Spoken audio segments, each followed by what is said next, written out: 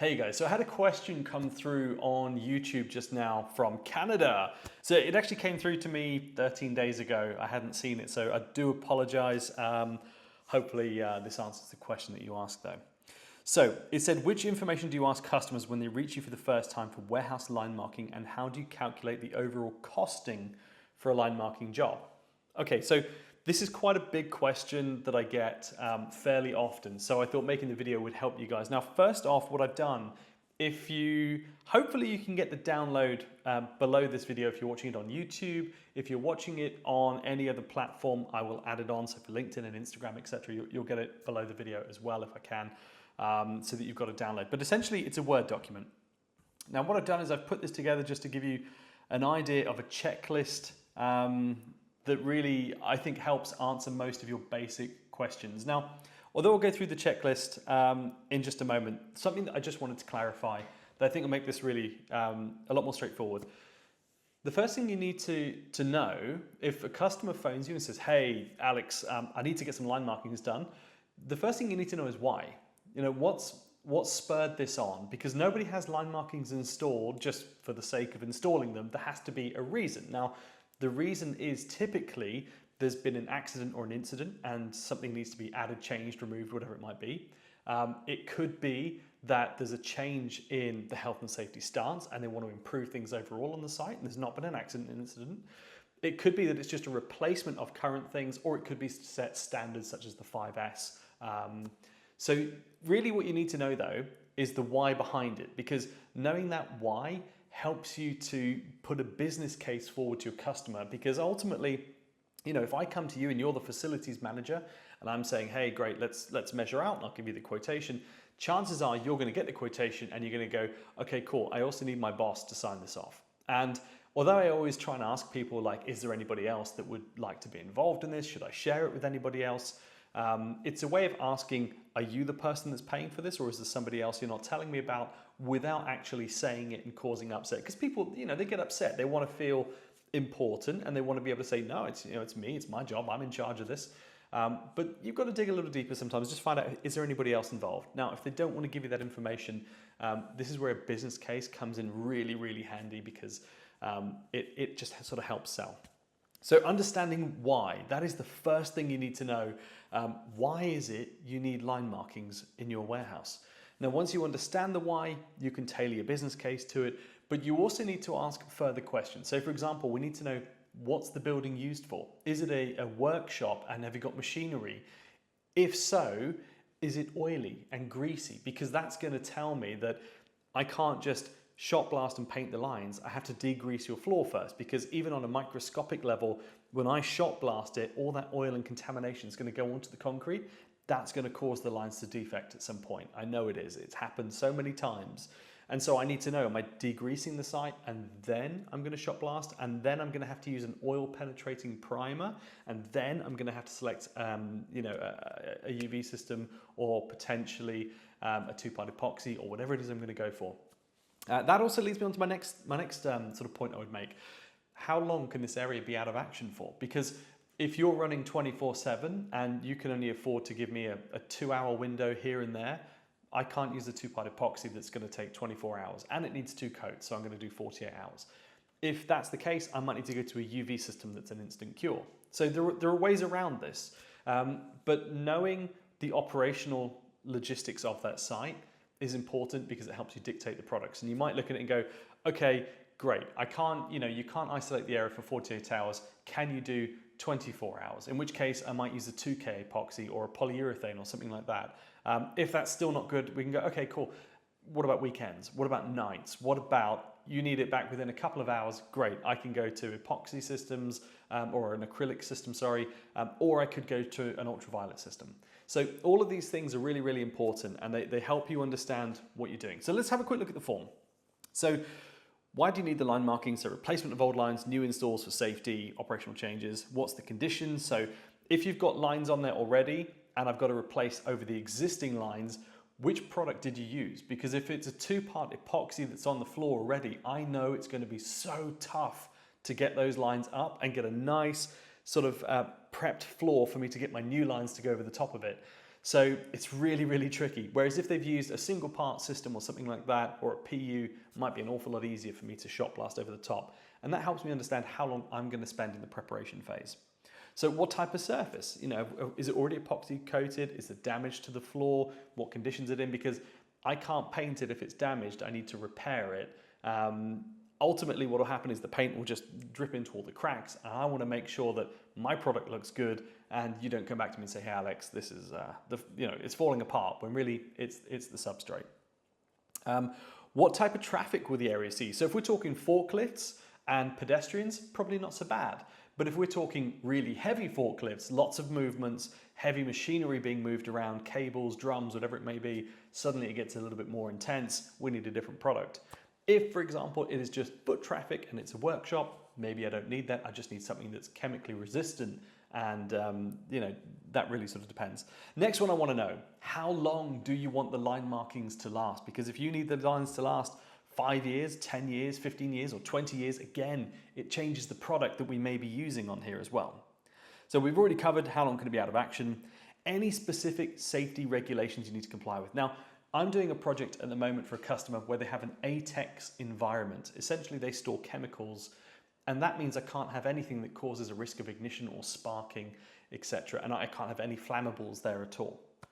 And so I'm now looking at ways I can work within an ATEX environment, and that dictates, of course, the safety regulations and requirements for that area. Temperature and humidity. Now, this may not seem important, but trust me, it is, because your product is designed to cure at a set temperature range. So typically, you might say it's between 5 and 25 degrees with a relative humidity of, let's say, 40 to 70% is a nice sweet window. Above that, it might be too humid, it takes too long to dry. If it's too hot, we might get what we call flash curing, where it sort of cures on the top, but the underside stays a little bit wet.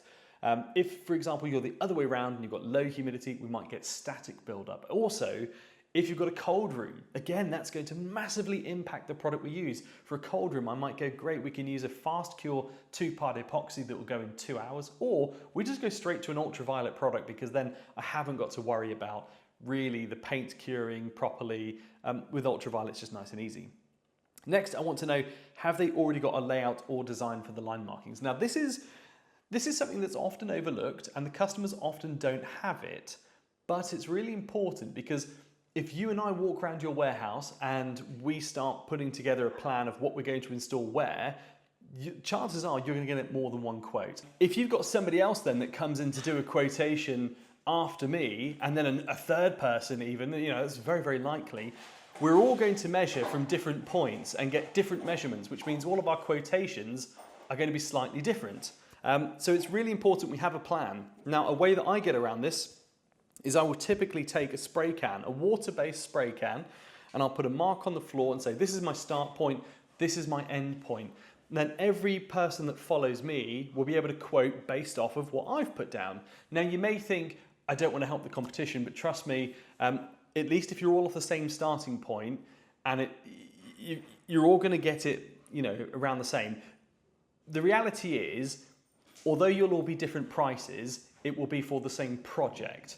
And as long as your customer isn't buying purely on price, and if they are buying on price, you really don't want that sort of customer anyway, then at least you've got the sort of basics clarified. Okay, last couple of ones here. Regular maintenance. What's your plan for maintenance on it? Now, the way I tackle this is I look at what the customer currently does on their floor, and I say, okay, are you cleaning the line markings? Because if you're not cleaning them currently, or you're not cleaning your floor properly, I don't want a complaint from you to say the lines are scuffed, dirty, etc. and she's currently chewing her bed and eating everything. Yes, cleaning, super important, because the lines aren't going to get damaged. A heavy impact from a machine, a forklift, a pallet even with a nail sticking out, it's going to scuff and scratch it. And so I need something that's durable enough, but also easy enough to repair and to clean and to get back looking good. So really, really important you understand what their cleaning requirements are. I also think that's a huge opportunity for upselling as well. If you know that they're not great at the cleaning, sell it as a maintenance package and say, for argument's sake, it's £500, £1,000, and we come in every year and we clean all of the line markings across the warehouse. Now we use a certain formula for the cleaning solution, and then we run a wet scrubber dryer over the top of it. And then we also say there's also a repair service. So we carry out the deep clean, and then we do a report on the lines, and then we'll tell you what repairs are needed. And any repair is £15 a linear, £20 a linear, depending, whatever it is.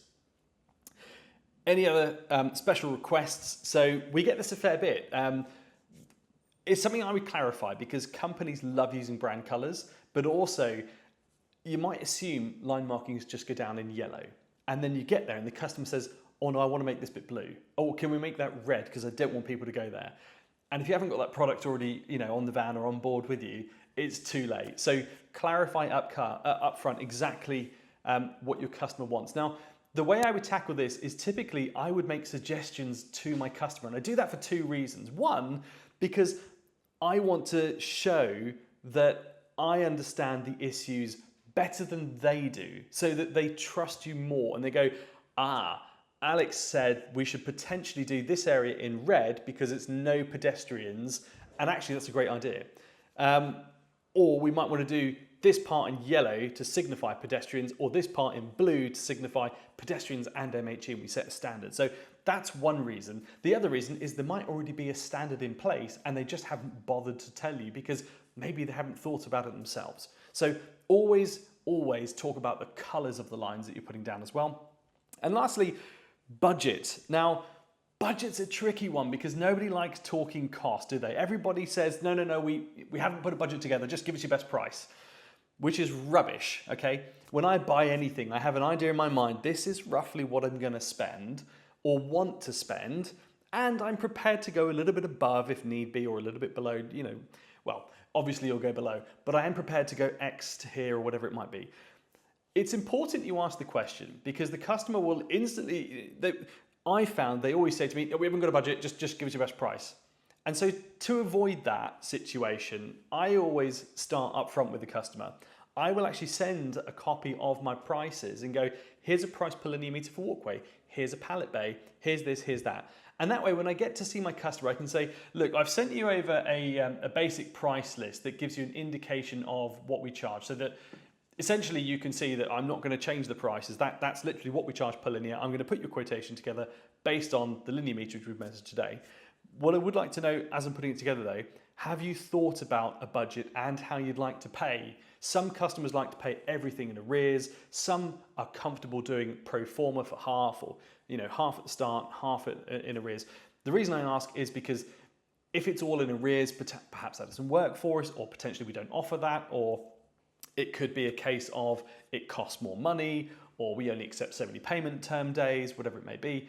But I'd introduce that conversation and say, great, well look, I've sent you already a prospective price list that tells you what I charge per linear meter.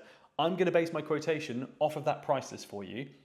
The question I'd like to ask though, and I'd like an honest answer, is before I put everything together and spend a lot of time on it, have you got an indication of what your approximate budget is? Bearing in mind, I've already sent you my prices, so you can see mine won't change.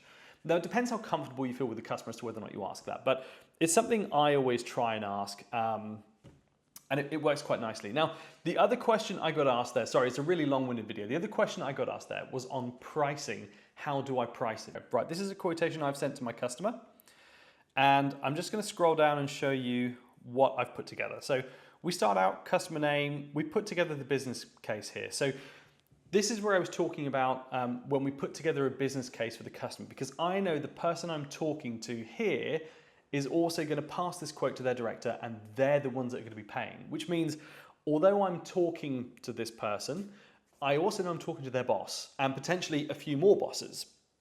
And so what I do is I put together a bit of a project overview. I've said, look, this project involves installing clear and durable line markings in a warehouse to create safe walkways and pedestrian routes.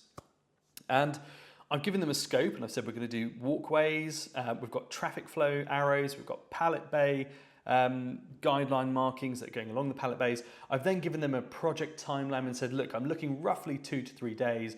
They want it handed over by the 14th. Another consideration I probably should have put on that checklist as well. When do you expect the project completed? Because if I'm booked up for 3 to 4 weeks, or I need at least 2 weeks lead time to sort of get there, it's no good phoning me up on the last day and saying, hey, can you do it this weekend? I can't help. Be realistic with your customer. Tell them you can't do that. Be upfront. At the end of the day, it's your company. You run it your way. You need to be firm and say, no, this is what we can do. And just leave it to it. Next, I've said, we can do it provided sufficient notice is given.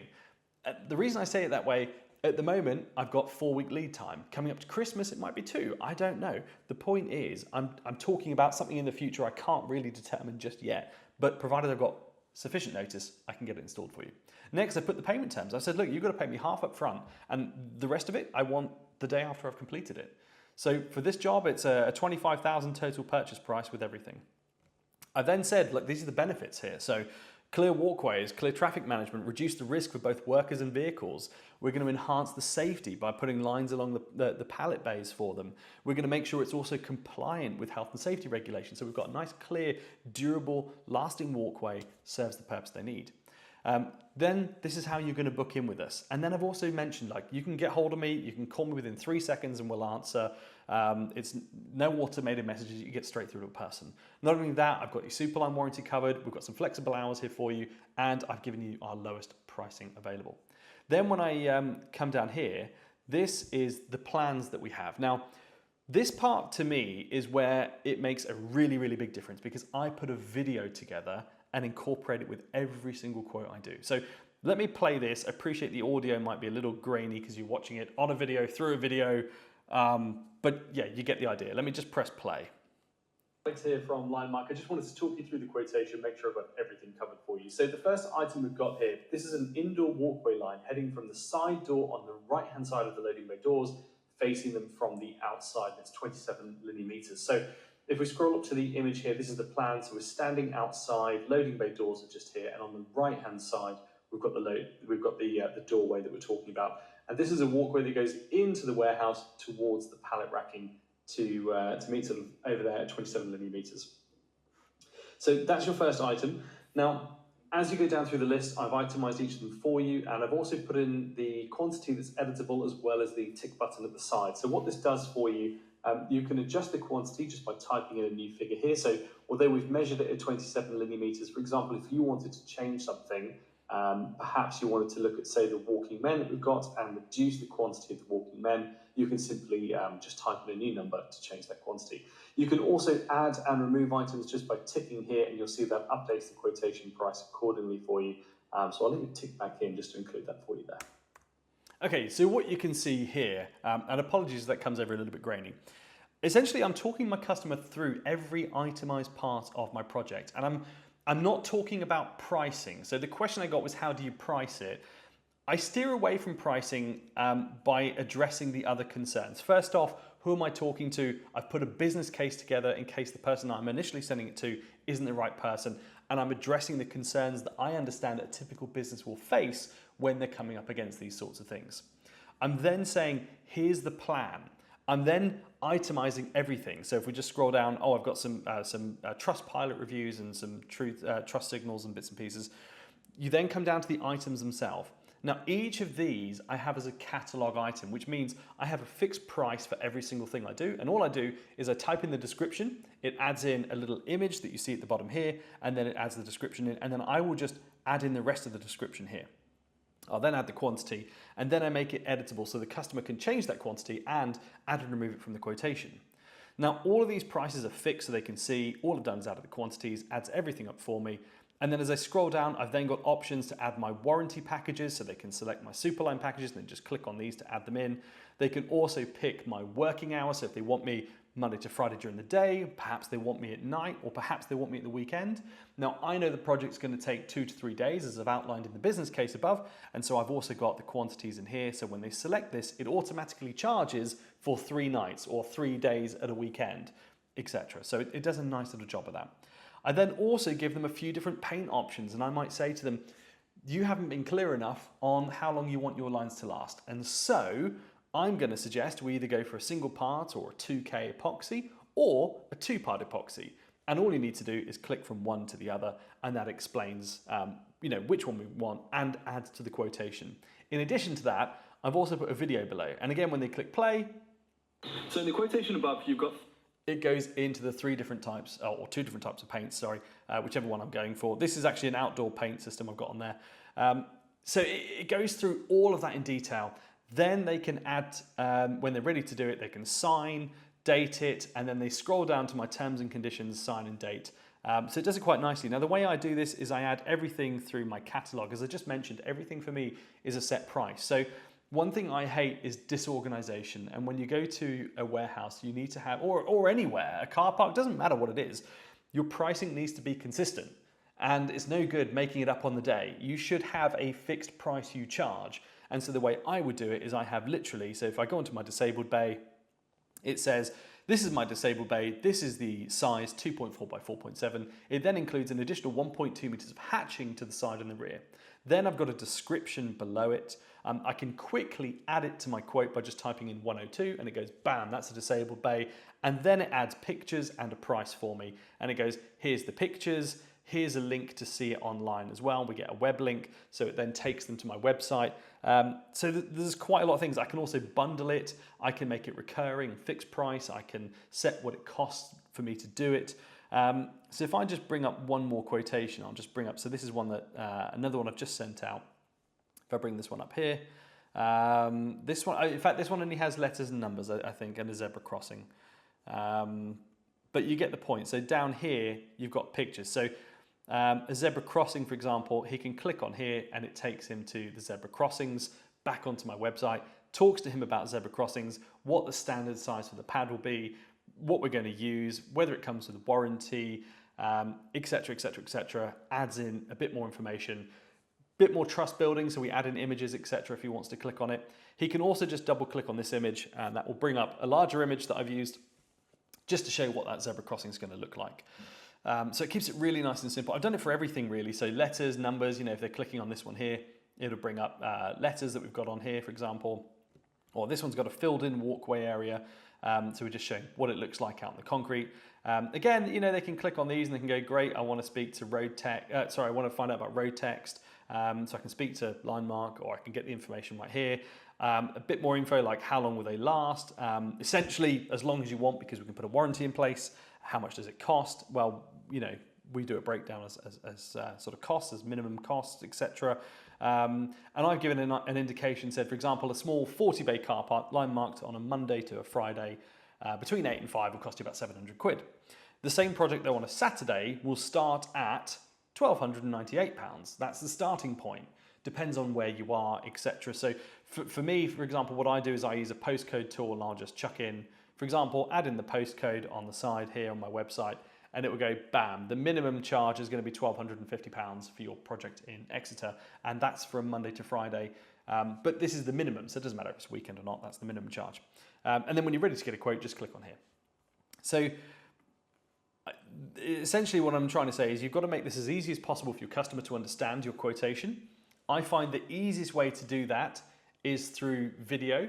So I will put together a video for the customer. I will embed it within the quotation, explaining everything I'm going to do for them. If I don't have a plan, a map, I will take pictures of the site on my phone and I'll literally upload the pictures and I'll just go, here's where we're going to be installing the walkways. Here's where we're going to be putting the pallet bays. Here's the car parking spaces over here. And I'll put pictures in there. And again, you just upload them so quick and easy. And I'll just say, great, as you saw with that map, the plan of what we're installing, literally just talk about it, go, here's the lorry bays, here's this, here's that. You don't then need to go into further detail. But what's really, really nice about that also is I can give that detail to my installers and I can say, here's the video for the customer that explains what we're doing and where we're doing it. Now, you can edit that video and take out your pricing elements so people can't see your pricing, or of course you could just send it over to them. And yeah, you know, that'll work absolutely fine as well. So that's a way I really like to do things. Now, the only thing I would say on all of this, there's quite a lot of information, is although I've put a checklist together, you'll naturally get comfortable with just asking the right questions